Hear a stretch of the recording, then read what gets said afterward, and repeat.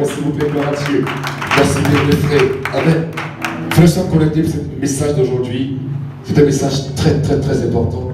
Et c'est l'un des messages les plus importants de l'année. Alléluia. Nous sommes aujourd'hui, on va entamer aujourd'hui la saison de la royauté. On a traité pendant 9 mois, 10 mois, les thèmes sur le sacrificateur. Alléluia. Et dans les écoles des sacrificateurs, nos cultes des serviteurs, on va toujours continuer les enseignements sur le volet sacrificateur. Alléluia. On doit continuer encore toujours sur la prière. Il y a des aspects de la prière qu'on n'a pas abordés. Par exemple, la prière en esprit. Ces choses-là, on va les développer pendant les veillées des serviteurs. Alléluia. Mais on va aujourd'hui entamer un thème sur le volet de la royauté. Parce que dans notre thème d'enseignement cette année, nous avons 12 valeurs. Ils sont chacune un thème que nous devons aborder. Ils ont divisé les 9 valeurs en 12. 6 qui parlent du sacrificateur et 6 autres qui parlent du roi que nous sommes. Et le thème de la royauté commence par la vision. Alléluia. Donc le grand thème qu'on va aborder aujourd'hui, et dans la suite, c'est la vision. Alléluia. Ce thème, je vous exhorte s'il vous plaît. Il est l'une des bases des écoles de roi qu'on fera, qu'on va débuter à partir du mois prochain. C'est très important. Je vous exhorte s'il vous plaît à suivre cet enseignement, à prendre note et à travailler sur cet enseignement. Parce que quand je vais parler, Dieu parle à ton cœur. Quand une personne parle, deux personnes parlent à la fois qu'on prêche, l'homme qui parle et Dieu qui crie. J'en dis, je suis la voix de ceux qui crient dans le désert.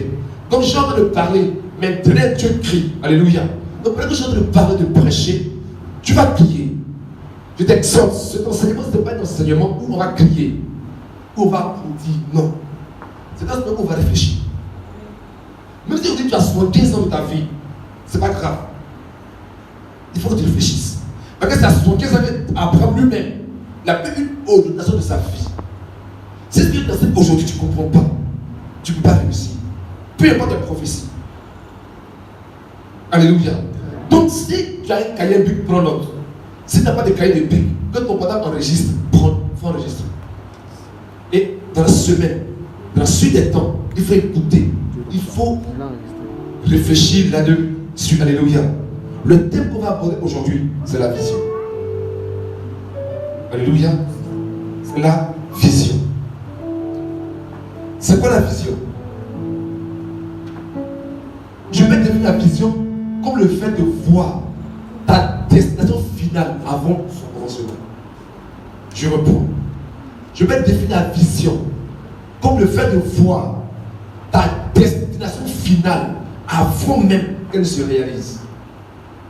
On est sensible? Amen. Dans la vie d'une personne que Dieu crée, il y a 2 éléments importants et indispensables que tu dois connaître. Découvrir, si tu veux réussir. Le premier élément à connaître, à découvrir, c'est la mission.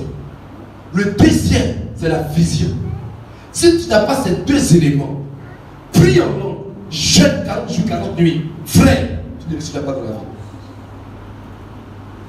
L'un des secrets qui fait que mon ministère avance, c'est la vision de la mission de Dieu.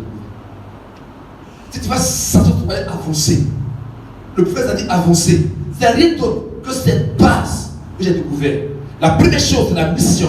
La deuxième chose, c'est la vision. C'est quoi la mission? La mission, c'est découvrir la raison pour laquelle tu existes. Toute personne qui existe, toute chose qui existe pour une raison. Il y a des baffes ici. Même le baffe qui est là, il existe pour une raison. Même le micro que j'ai existe pour une raison. Donc s'il y a un baffe, un micro, même si c'est une banane de mouchoir qui coûte même pas 100 francs, existe pour une raison. Donc si un mouchoir qui ne vaut même pas 100 francs existe pour une raison, et tout alors qu'il y a un homme qui existe. Tout ce qui existe pour une raison. Je te pose une question. Quelle est la raison pour laquelle tu existes? Aucune réussite, aucun impact pour la vie. Aucune royauté ne peut s'exprimer si le roi n'a développé au préalable la raison pour laquelle il existe. La mission peut être définie comme étant la réponse à la question à laquelle Dieu veut répondre par ta vie. Je dis, la mission peut se définir comme étant la réponse à la question à laquelle Dieu veut répondre par ta vie. Ce micro est une réponse à un problème. On fait des programmes où il y a 10 000 personnes. Même si tu as une voix de baryton, on va t'entendre à 3 km. Étant donné que l'homme doit donc porter sa voix très loin, on fait un micro baladeur pour lui permettre d'avoir ta mobilité et en même temps d'être entendu très loin. Donc le micro est la réponse à la question qui est comment amplifier la voix d'un orateur pour qu'elle soit entendue très loin. La mission donc du micro est d'amplifier la voix. Elle est la réponse à la question à laquelle veut répondre le Créateur. De même que Dieu voit la terre, il voit une question qu'on lui pose. Et Dieu produit une personne qu'on appelle Estelle, qu'on appelle Mireille, qu'on appelle Grâce. Et Grâce est la réponse à une question à laquelle Dieu veut répondre.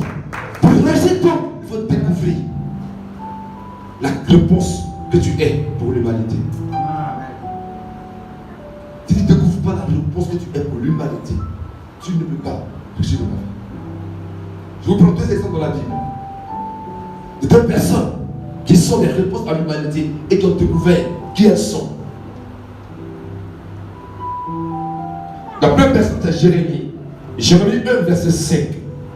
Je lis: avant que je te fusse formé dans le ventre de ta mère, je te connaissais. Avant que tu fusses sorti de son sein, je t'avais consacré. Je t'avais établi prophète des nations. En Somme, verset 6, verset 7, verset 8, verset 9, on tombe au verset 10. Il dit: regarde, je t'établis aujourd'hui sur les nations pour que, afin que, dans le but que tu arraches, tu abattes, tu ruines, tu détruises, tu bâtisses et tu plantes. Jérémie, Dieu l'avait prophète, l'a consacré. Oui, c'est dans un but pour que tu arraches, tu abattes, tu ruines, tu détruises, tu bâtisses et tu plantes. Voici ta mission. Quand Dieu t'appelle, il te donne une mission.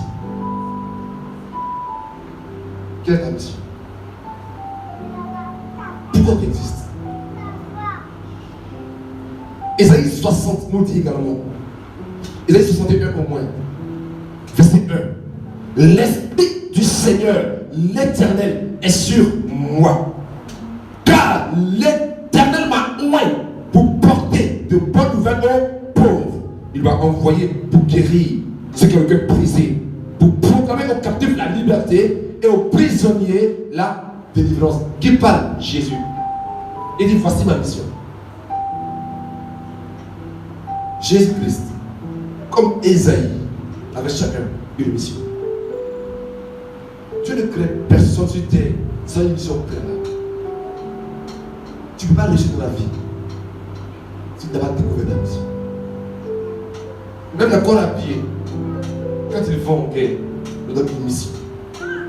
On leur donne un ordre de mission sur lequel ils doivent respecter s'ils veulent réussir.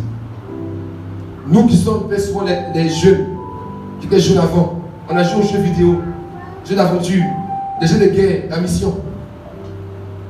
On dit: va tuer le général de l'armée adverse dans ton jeu d'aventure. Il faut tuer tout le monde. Si tu n'as pas tué le général, tu joues à la mission. Quelle est ta mission? Tu vas à l'église, tu te réveilles, tu manges, tu te laves, tu dors, tu regardes la télévision, tu vas au travail, tu finis, tu dors, tu as un enfant, 2 enfants, 3 enfants, tu as une voiture, tu fais tout ça. Quelle est ta mission?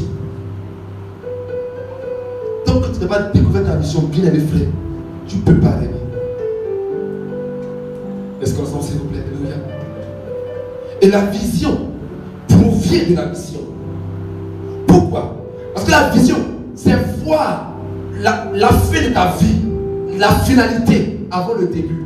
La vision, c'est voir en avance ta mission réalisée. C'est la vision. C'est-à-dire, donne-moi une mission par exemple, un exemple de mission. Bon, tu dis à Jérémie, je t'ai appelé que tu arraches, tu baptises, tu détruis, n'est-ce pas? Donc Jérémie va avant que ça se réalise. Toutes les nations qui s'opposent à Israël, tout ce qui a péché, arraché, détruit, et il a bâti un peuple qui craint Dieu. Donc avant que ça, pendant qu'il voit les gens des ivrognes, des gens adultéraires, qui adorent Baal, lui en avance, il voit déjà un peuple sanctifié qui craint Dieu.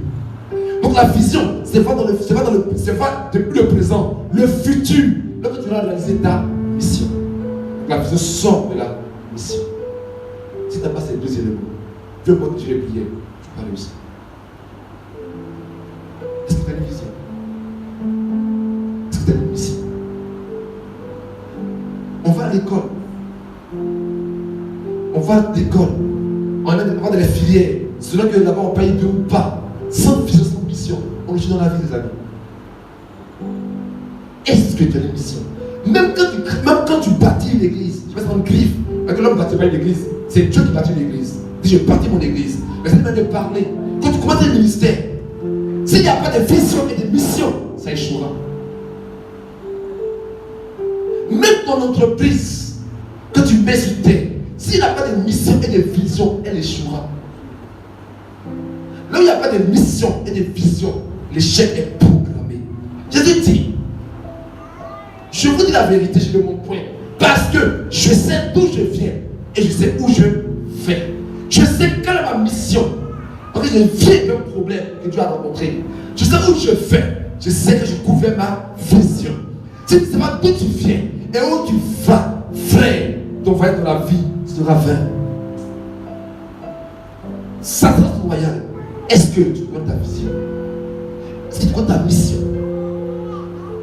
Dis-le frère, tu vas de commerce, tu pries du jeûne, tu viens de marier, oui c'est vrai, ça va arriver. Mais dis-moi, est-ce que tu connais ta vision? Est-ce que cette vision est sortie de la mission que tu as découverte? Ce message est un message qui dit à quelqu'un, réfléchis sur ta vie. On va des rois, oui, on va avec cette nation. Mais ça commence par la découverte d'abord de la mission. Tout voyage dans la vie a un point de départ. Quand je vais à la Congo, j'ai un point de départ. C'est là où je suis. Et j'ai un point d'aller avec Congo. La mission est le point de départ. Et la destination, c'est la vision, le point d'arrivée. Quel est ton point de départ? Alléluia. Est-ce que nous avons, s'il vous plaît? Est-ce qu'on peut le voir d'abord, s'il vous plaît? Avant d'abord d'expliquer la vision et son importance, parce que je dis c'est un message d'introduction sur la vision, je vais d'abord donner 3 éléments qui montrent une véritable vision. Mais si on entend, oui, j'ai ma vision qui est dedans, on va voir si ta vision que tu dis que tu as vision est une vraie vision. La première chose, une véritable vision vient de Dieu. Parce qu'on a dit que la vision sort de la mission, n'est-ce pas? Or, la mission, elle vient de Dieu. C'est la raison pour laquelle tu es créé. Tu ne t'as pas créé toi-même, tu t'as créé. N'est-ce pas? Donc, la mission vient de Dieu. Il t'a créé pour un but. Et la vision, c'est de voir en avance le but réalisé, n'est-ce pas? Une vraie vision vient de Dieu. Première chose, la vision vient de Dieu. La deuxième chose, la vision va servir les autres. Quand la vision, non, je vais avoir une grande voiture, une grande maison, frère, c'est pas vision. C'est pas vision. Une vision vient pour servir. Regardez Jésus, il dit l'Esprit du Seigneur est celui qui, moi. Pourquoi il m'a annoncé quoi? Une bonne nouvelle à qui? À moi, non, aux pauvres. Pour guérir ceux qui ont le cœur brisé. Pour venir les opprimés. Une vision ne vient pas pour toi, elle vient pour les autres. Ta vision t'emmènera à servir d'autres personnes. Une véritable vision enfante des visions. La vision de Marie, qui était Jésus-Christ, a enfanté la vision de Jésus-Christ enfanter d'autres visions que nous sommes aujourd'hui. La vision de Moïse qui a fait sur Israël d'Égypte a enfanté la vision de Josué qui a conduit Israël à Canaan. Si ta vision te sert toi seul, ce n'est pas une vision vraie. Un véritable leader ne se sert pas des gens, il sert les gens. Une vraie vision ferait de toi un serviteur et non une personne qui se sert des autres. Amen. Une vision véritable demande de sacrifice. Comme Moïse disait aux enfants d'Israël, sortez d'Égypte, il mettait sa vie en péril. Comme Marie disait, je vais enfanter Jésus-Christ, elle mettait sa vie en péril. Quand Jérémie disait aux gens, je vais arracher, abattre, brûler, détruire, il a perdu sa fiancée, il a fait prison. Si ta vision passe de nourrir et non de faire périr, elle n'est pas une vraie vision. Quand une vraie vision se découvre dans la souffrance, si tu n'es pas capable de souffrir aujourd'hui pour ta vision, ce n'est pas une vision de mes frères, c'est un rêve. Dieu m'appelle quelqu'un homme de Dieu, c'est ma vision. Dieu a dit chanter, c'est ma vision. Alléluia. C'est l'ambition de Dieu, pas une vision. Une vision vient de Dieu. Une vision sert les autres. Une vision enfante les autres. Une vision va adorer Dieu. Si quelqu'un te dit j'ai une vision, je vais construire des boîtes de nuit, c'est pas vision. C'est une vraie vision. Sert Dieu. Alléluia. Gloire à Dieu. Est-ce qu'on peut passer la main s'il vous plaît?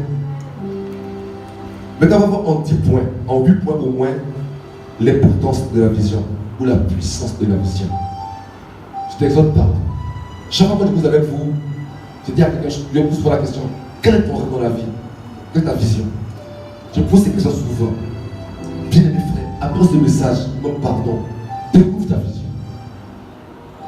Découvre ta vision. Si tu n'as pas découvert ta vision, tu n'as pas commencé à réussir. Mes frères, jeunes gens, découvre ta vision. Donc, tu n'as pas découvert ta vision. Tu n'as pas commencé à réussir, ce sera possible. Mes frères, tu travailles, tu manges, tu es à l'aise, mais tu vis une vie qui n'a pas de sens. Ta vie n'a pas de sens. C'est quand une personne découvre la raison pour laquelle elle existe que sa vie prend un sens. Est-ce que ta vie a un sens? Et déjà la vie c'est la routine. Il se lève le matin, 6 heures, il va au travail, il descend la nuit, il mange, télévision, il dort. Le matin, il se réveille, il va au travail, il vient, il mange, télévision, samedi, il va voir ses camarades, il revient, dimanche, il va à l'église, il finit. Une vie monotone sans rien, sans passion, il n'y a pas de vision.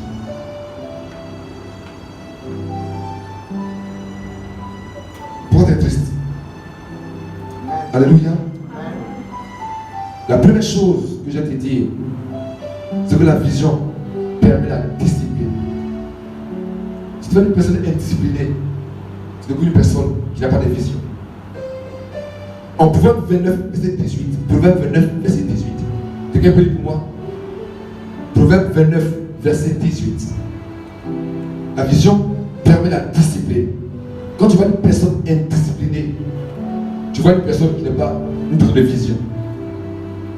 Proverbe 29, verset 18. Je vais te montrer en point de 8 points l'importance de la vision. Quand tu découvres ta vision, qu'est-ce que ça fait dans ta vie? Alléluia. Proverbe 29, 18. Quelqu'un a trouvé pour moi? Tu peux lire pour nous? Ok, d'accord. Quand il n'y a pas de révélation, le peuple est sans frein. Heureux s'il observe la loi. Dieu dit, quand il n'y a pas de révélation, le peuple est sans frein. Le mot révélation ici est le même mot que vision. Quand il n'y a pas de vision, le peuple est sans frein. Quand on parle de frein, le frein permet à une voiture de se maîtriser, de ne pas faire fausse route.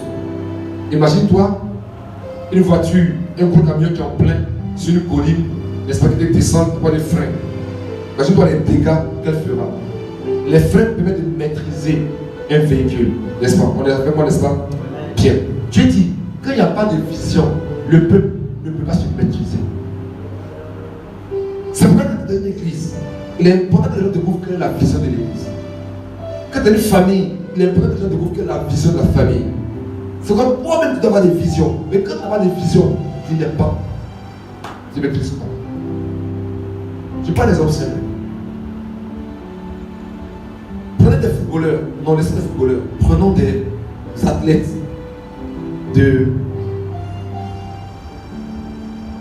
d'athlétisme. Le gars, quand il a la médaille d'or, en fait, la médaille d'or faudrait 4 à 10 kilos d'or, un truc comme ça en fait. Tu vois, c'est des millions. Et c'est centaines de millions de francs CFA. Mais ce monsieur-là, il est riche. Mais il ne mange pas de chocolat. Il mange les soins des végétariens, feuilles, salades, il mange. Des choses qu'il n'aime pas. Et qu'il mange pour avoir toujours une forme svelte. Il va se lever tôt à 4 heures pour courir. Pas parce qu'il n'a pas de sommeil, mais parce que sa vision lui donne une règle de conduite à tenir. J'ai suivi un lutteur sénégalais, l'un des Tyson, l'un des champions du Sénégal de lutte. Là où on payait l'argent avant à 10 000, 30 000 après un combat de lutte, lui il a révolutionné. Il a un contrat de centaines de millions de francs CFA. Mais ce monsieur, je le regarde, il dit qu'il met toujours 4 heures, 6 heures debout, après 8 heures, midi sport, 16 heures, 18 heures, tous les jours. Sa vision lui donne une discipline de vie. Il peut boire, mais à cause de sa vision, il ne boit pas. Il peut fumer, mais à cause de son rêve, il ne fume pas. J'ai suivi l'histoire biographique de Whitney Houston. Elle se marquait bien coup en train de faire des vocalises. Pourquoi elle veut être une grande et devenir une grande? Si quelqu'un n'est pas capable de se battre pour sa vision, il te fait comprendre qu'il n'a pas de vision. Frère, la vie ce n'est pas les paroles. La vie se demande dans les actions quotidiennes. Je vais être un homme de Dieu. Tu ne lis jamais la Bible, tu ne pries jamais. C'est jamais de faire les choses de Dieu. Toujours en train de causer avec tes amis, football. Tu vois, tu dis, Messi, l'entraîneur de Côte d'Ivoire, il n'est pas fort. Tu dois passer à côté d'elle. Tu parles de football seulement. Et tu dis, tu es un homme de Dieu. Frère, tu es en train de nous distraire. Tu es un rêveur. Tu n'as pas de vision. Ta vision va t'astreindre à des restrictions. La vision produit la discipline. Une personne indisciplinée, une personne qui n'a pas de vision. Est-ce que vous plaît? Si tu veux des grands chants, ça se fera par la discipline que tu as. Alléluia. La deuxième chose, c'est que la vision que tu as va orienter tes choix. La vision va orienter tes choix. Frère, si je suis à la gare, que je veux aller vers les États-Unis, quand j'irai prendre mon avion pour aller aux États-Unis, je ne vais pas prendre un avion qui va à l'Afrique du Sud. Je ne sais pas. Le choix de ticket que je vais prendre pour mon avion va dépendre de ma destination. Quand tu vas au nord, tu ne peux pas la route qui t'emmène au sud. Donc la destination que j'ai dans ma vie va déterminer les choix que je fais aujourd'hui. Est-ce que vous savez ici? Le problème c'est que dans la vie, ton futur est caché dans les choix que tu fais aujourd'hui. Ce que nous ne savons pas, parce que vous ne savez pas, c'est que les actions que tu poses aujourd'hui sont la prophétie de ton futur. Souvent Dieu ne prophétise pas sur toi. Souvent la prophétie que tu donnes par l'exemple de Dieu, ce n'est pas que Dieu te l'a créé. La prophétie, il y a deux choses qu'elle fait. Elle crée ou elle est forte. Et la prophétie qui crée, n'est-ce pas? Qui crée, en crée. Et les prophéties aussi qui sont en train de crier, mais qui sont en train de pouvoir t'annoncer, t'exhorter, t'informer certaines choses. Amen. Allez, s'il vous plaît. Bien. Mais c'est pas les prophéties qu'on te donne là. Elles te disent que, comme tu agis ici, voilà ce qui va t'arriver. On va lever s'il vous plaît. Bien. Je prends des anciens. Une femme qui fait rester son mari tous les jours, qui l'insulte devant les gens tous les jours. Elle va les dire, je vois dans ta famille le divorce. Ce n'est pas Dieu qui a d'annoncer le divorce. Ce n'est pas le diable qui va te faire divorcer. Dieu te dit, injure public à un homme entraîne divorce. C'est tout. Prends ta musique s'il te plaît.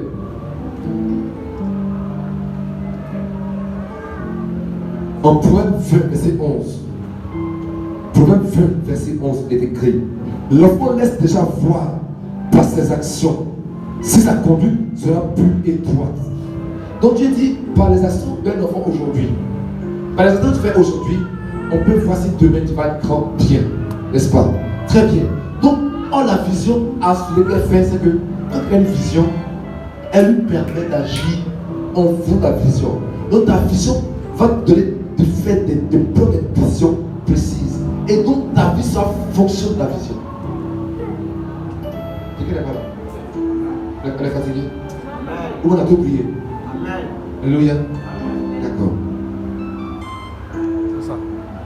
Si une personne veut être un grand chanteur, et que ce n'est pas un rêve, c'est une vision, vous verrez une personne sera toujours dans l'univers des chants.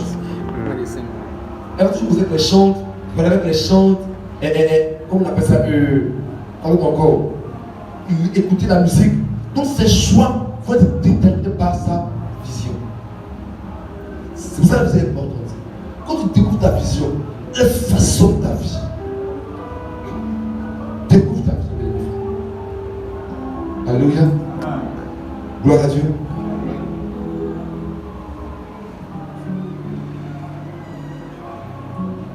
Troisième point que je vais aborder avec vous sur la vision et son importance, c'est que notre vision, la vision que tu as, va t'emmener à savoir gérer tes ressources. Quand Dieu t'appelle, il te donne des ressources. Quand Dieu te dit, viens, fais ceci, il te donne les moyens pour la réaliser. C'est pas ton argent seulement. Il va donner un ensemble de moyens pour réaliser cela que tu as appelé. Quand Dieu t'appelle, tu as une vision, il te donne ce qu'on appelle la provision. La provision, c'est en deux mots, pour la vision. Donc Dieu te donne des moyens pour réaliser la vision. Est-ce que vous voyez? Mais qu'est-ce qui se passe dans notre génération? Des gens ont les moyens que tu leur donnes, mais comme ils n'ont pas de vision, ils détruisent ces moyens. Dieu donne tout l'argent, mais comme il doit être une personne qui va aider les orphelins dans le futur, Dieu donne l'argent, il commence déjà à monter des entreprises, afin que demain, lui-même, il puisse aider les orphelins. Mais comme il n'a pas de vision, ce que tu donnes aujourd'hui, il fait quoi? Marquer par des chaussures de 500 000, habits de millions. Parce que pas le temps de payer cela. Ce que c'est ici. Les deux chantent, Dieu dit, bon lui là, je vais l'aider. Donc sur la route, Dieu lui met une personne qui n'a rien aujourd'hui, mais qui doit être un homme très riche. Et qui doit l'aider dans la com et dans la production de son album. Mais comme il n'a pas de vision, il ne possède pas ce monsieur pour m'aider. Il le néglige. Quand on a une vision, tout ce qu'on a comme personne, comme ressources, on les utilise pour nous emmener vers la vision. Quand il a l'argent, il oriente vers sa vision. Son temps, il oriente vers sa vision. Ses talents et ses connaissances, il oriente vers sa vision. Tout ce qu'il apprend, il le met en forme pour la vision. Alléluia. Amen. Gloire à Dieu. Amen. Je parle des anciens. Moi, j'ai fait la communication événementielle. Donc, tout ce que j'apprends, je l'utilise pour la vision. Même ce que je fais comme travail aujourd'hui, je le fais parce que ça aide à ma vision. Tout ce qu'elle a une vision, tout ce qu'elle fait, l'emmène vers là où elle est partie. Bien mes frères, tu as un rêve, d'accord. Tu as fait l'anglais, d'accord. Dieu t'appelle à devenir, comment on appelle ça? J'arrive. Dieu, tu vas être chanteur ou tu es sportif. Mais les chants qui marchent aujourd'hui, là, c'est en anglais. Tu comprends anglais?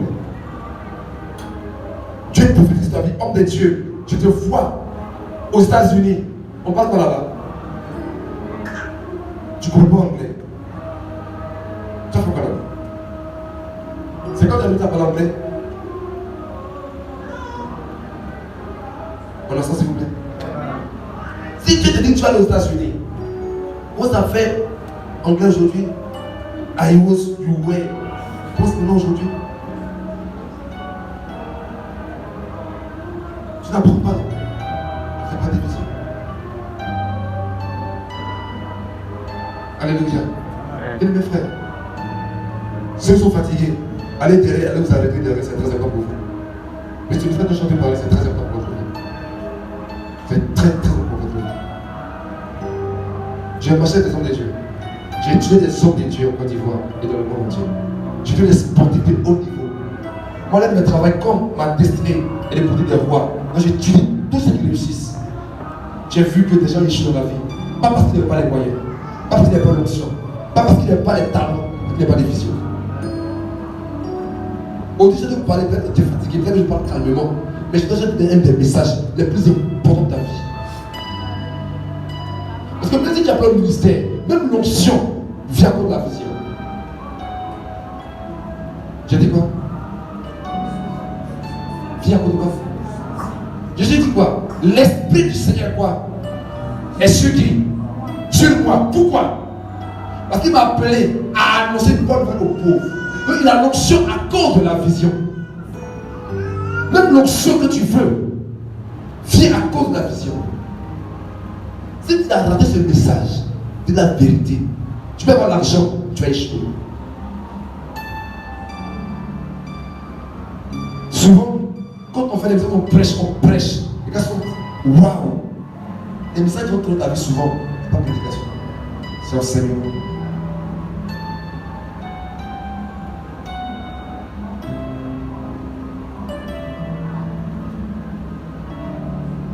Même l'onction de ta vie vient de ta vision. Parce que l'onction est une ressource, est une provision au moins. L'onction est une provision, un moyen que tu donnes pour la vision. Gloire à Dieu. Amen. On sait c'est compliqué? Non, non. Pourquoi d'accord? Ah ok, d'accord. On me persécutait quoi? Je comprends pas en tout cas. Ok. Donc pardon, je t'exhorte. Dans ces temps qui sont là, il faut prier Dieu. Je suis né pourquoi? Oui, moi je suis allé faire maths et faux. C'est vrai. Mais vrai là. Je suis né pourquoi? Il faut me dire aujourd'hui, je vais comprendre. Tu m'as crié pourquoi? Même si mes parents ne voulaient pas, le temps qu'ils me voulaient, pourquoi tu m'as conçu avant que le monde le soit? Quelle raison? Parce que bien mes frères, si tu sais parler aujourd'hui, c'est pour un but. Il y a des gens là, comme la parole n'est pas leur instrument, ils ne savent pas parler. Mais ils savent dessiner. Parce que leur moyen d'expression, c'est la main, c'est le dessin. Si toi tu sais dessiner, puis toi tu ne comme jamais, pourquoi tu dois faire quoi dans la maths physique? On dessine là-bas. Tu sais dessiner. Tu dois faire quoi? Ça c'est quoi? Dieu te donne un don et des talents en fonction de la mission et de la vision. Là où nous sommes, autant que nous sommes tous des hommes talentueux. La différence entre vous et plusieurs personnes, c'est que vous ne connaissez pas votre vision et par conséquent, vous n'utilisez pas vos talents. Si moi j'avance dans la vie, parce que j'essaie de faire ce dans quoi je suis fort. C'est ce que je maîtrise là, que je vais faire. J'ai vu que t'enseigner sur l'eschatologie. Vous savez, les 7 trompettes, les hommes, ils ne peuvent pas appeler à ça. Si j'enseigne ça, c'est dans l'école de certificateur, formation homme de Dieu. Mais le message comme ça, j'ai prêché la royauté. Et c'est à ça qu'il m'a appelé. que je te prêcher, ça va te booster. Parce que c'est un motivateur par essence. Mais on peut te faire autre chose. Si les gens n'avancent pas, frère, quel est le meilleur joueur du monde cette année? C'est qui? C'est Cristiano Ronaldo. Il est le plus fort de tout le monde, n'est-ce pas? Si je le prends, Cristiano, je le prends, viens. Je le mets dans les poteaux de la Côte d'Ivoire contre Maroc. Qu'est-ce que ça le score à la fin du match? Il n'est pas le plus fort, mais il va faire quoi là-bas? Il va flasher. Pourquoi? C'est pas son domaine. Il est talentueux dans un domaine. Merci beaucoup. Si tu es talentueux, c'est dans un domaine. Si tu n'es pas dans ton domaine, tu vas échouer malgré tes talents. Quel est ton domaine? Pardon, découvre ton domaine. Découvre ton appel. Découvre ta mission et ta vision. Alléluia. Je ne vais pas trop aller loin dans le message. Donc, pardon, s'il te plaît. Pardon. Il faut dire à Dieu, pardon. Je suis découvert. Je suis à l'école, c'est vrai. Je vais dire que c'est vrai. Mais je vais tout le temps recommencer avec Dieu. Parce que frère, même la foi que tu vois là, elle vient de la vision. Ça te choqué, mais c'est la vérité. La Bible dit, la foi fait ce qu'on entend. Est-ce qu'on entend la parole de Dieu? On entend avec quoi? Avec quoi? Des oreilles. Je prends un monsieur qui a arrêté là. Il est sourd et muet. Est-ce qu'il comprend? Pourtant des sourds muets sont guéris. Parce que la foi peut être guérie. Donc pourquoi les guérir alors? Ce n'est pas les oreilles du corps qui entendent, c'est les oreilles de l'esprit qui entendent. Or, l'esprit, ce n'est pas des sons, c'est des images. Quand on parle des paroles, ce n'est pas le son, c'est une image. Et l'esprit parle avec une image. Quand il dit lion, tu vois une image de lion. Quand il y a un chien rouge, tu vois que le chien est rouge. Quand il y a un chien méchant, tu vois un chien qui grogne. Donc on laisse quand tu donnes un nom, tu vois dans ton esprit une image. C'est pourquoi, quand une chose que tu ne connais pas, tu peux pas l'imaginer. Donc quand tu es dans la parole de Dieu, donc ça donne une image. Prenons la Bible, on va vous expliquer.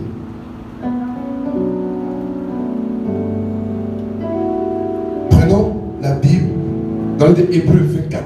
Hébreu 11 au moins, verset 24. Hébreu 11, verset 24. C'est le thème qui parle de la foi. Hébreu 11, 24. Je lis. C'est par la foi que Moïse, devenu grand, refusa d'être appelé fils de la fille de Pharaon. C'est par quoi? La foi. Donc, à cause de la foi, il a refusé qu'on appelle fils de la fille de Pharaon. Donc, petit-fils de Pharaon par la foi. Continuons. Aimons mieux être maltraités avec le peuple de Dieu qu'avoir pour un temps la jouissance du péché. Regardez maintenant, verset 6. Regardons avec quoi? Regardons le peuple de Christ comme une richesse plus grande que les trésors qu'il a de l'Égypte, car il avait les yeux fixés sur la rémunération. C'était pas la foi qu'il a renoncé, non. Pourquoi? Parce qu'il regardait le peuple de Christ, car il avait les yeux fixés sur la rémunération. Donc sa foi est venue qu'il a vu les trésors de Christ. Quelqu'un comprend ce que j'ai dit? Même le doute, c'est même ce que tu vois. Pierre marchait sur l'eau, et la foi marchait sur l'eau. Il dit, voyant le vent, il a entendu quoi? Rien. Mais quand il a vu le vent, il a entendu un son qui dit naufrage, mort, pas, noyade. Il s'est plongé. Ce que tu vois produit la peur ou la foi. Gloire à Dieu. Bien-aimé frère, je t'exhorte s'il te plaît à la vision. Pardon. Je vois deux points que je viens de donner parce que ce n'est pas forcément l'un des points que je vais aborder. Le plus important que je vais te dire aujourd'hui, je t'exhorte. On attend de la fin de la royauté. Dieu a relâché l'église pour son royal. Mais un roi est avant toute personne qui découvre sa mission et sa vision. C'est un roi. Avant tout, une personne qui depuis sa richesse, c'est avant tout. Gloire à Dieu. La vision va te permettre de posséder tes promesses. Peu importe les prophéties qu'on te donne, si tu n'as pas vu, tu vas posséder. Dieu dit à Moïse, Abraham, tout ce que tu vois, je te le donnerai. Tant qu'Abraham n'a pas vu, il ne va pas posséder. Dieu dit à Josué, tout seul, quand vous foulez la peau de pied, Dieu vous donne un héritage. Dans le spirituel, on foule, on voit. C'est pourquoi Dieu est obligé de donner à Abraham des visions et des songes.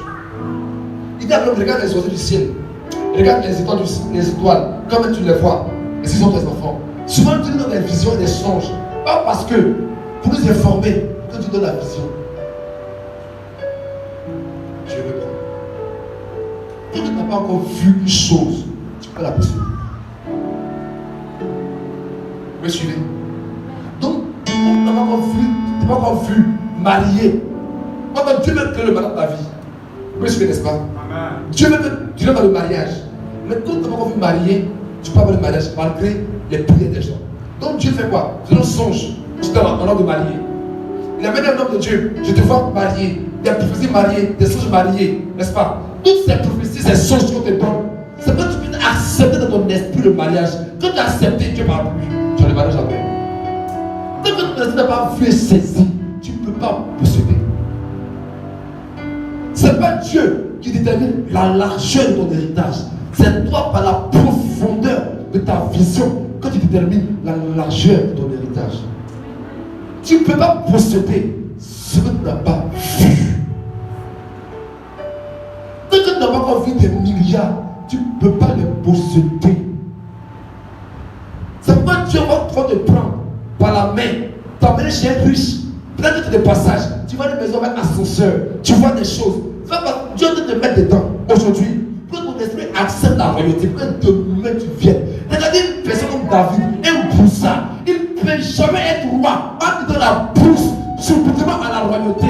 Donc Dieu prend le temps de prendre la main chez Saül, pour qu'il voit le palais. Qu'il a vu le palais, Dieu dit que tu es prêt maintenant pour le futur à régner. Donc tu vas avoir des choses aujourd'hui, tu peux les voir demain. Je prophétise dans ta vie que le Dieu t'amènera à voir des choses extraordinaires, que tu procéderas demain. J'annonce et je proclame dans ta vie que l'onction de la royauté t'amène à découvrir dans ta vie la vision de Dieu afin que tu règnes au nom puissant de Nazareth. Père, merci de ta parole, que ton histoire bénisse, que la gloire te revienne. Merci Seigneur pour ce que tu fais au nom puissant de Christ de Nazareth. Amen.